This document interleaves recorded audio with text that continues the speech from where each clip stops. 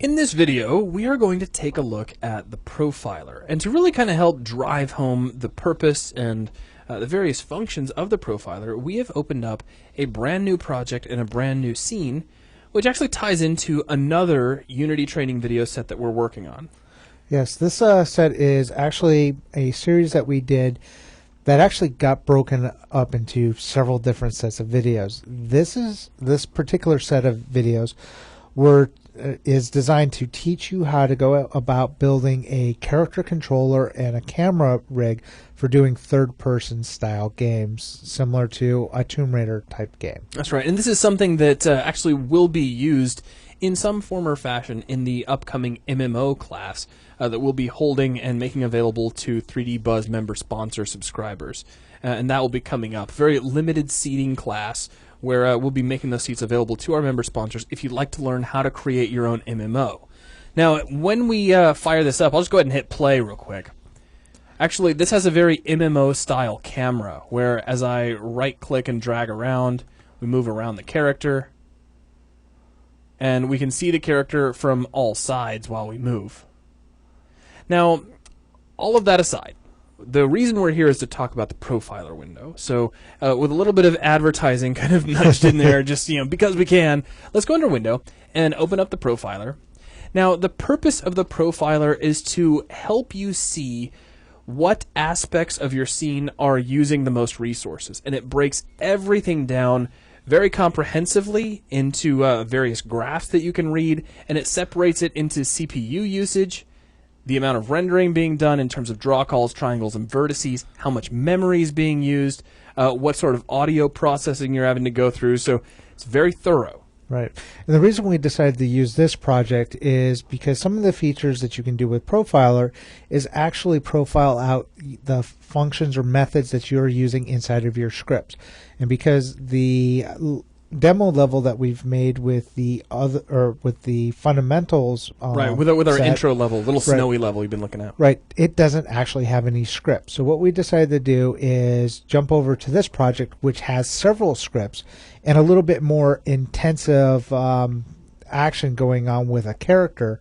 We decided this would be a good example to use for showing off the profiler. That's right. Now, also, that said, I do want to mention the profiler is a Unity Pro only feature. So if you're using Unity Basic, you're not going to have the profiler. But this is even in and of itself, is one of the a good reason alone to pick up Unity Pro. It's very helpful in allowing you to see where problems and performance bottlenecks are taking place in your work. Now, what I'm going to do is notice that the record button at the top of this is currently on, and I'm just going to hit play and start running through our game. And immediately, we start getting all kinds of graphical information showing us how the rendering system is eating up draw calls, the kind of triangles that are available, and we can stop at any given point and see how all of this played out over time. Everything is color-coded, very easy to read, and down here at the bottom, we have all of the functions that are being used in our game, and we can see how much of the total processing power is being used by each particular function. A lot of detailed information to help us see where the most amount of processing is being used. Now, there's another feature of this, which is even, I think, just the crazy, most important part of the profiler, and that is deep profiling, which we can switch on, and if we do that and hit play, now what we're getting is the profiler is digging down into all of our scripts, and it's figuring out which functions are, well, it's actually reading the performance of each one of our function calls.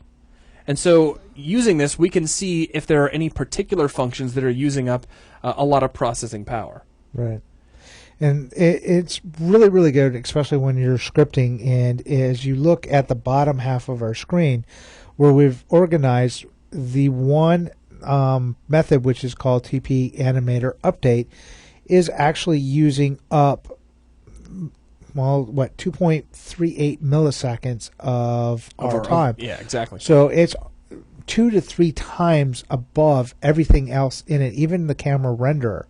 So if I was to be looking at this, where I need to look at for optimization point would make me want to go look at update. I can speak really. Sorry, it's like 5:30 in the morning. It is a little now. late right now, but what he's getting across is that right now we're getting a quick representation of exactly what functions we would want to look at first in terms of optimization. Exactly. It gives you a nicely organized list where you can just take a few notes and say, oh yeah, we're using 3.3K in memory, and 2.3 to 4 milliseconds of our entire update time is being burned up right there in TP Animator. If we're looking for some places to optimize, that's the first place we should look. Right, and because TP Animator Update right now is actually doing a couple of things that I've done mostly for showing off.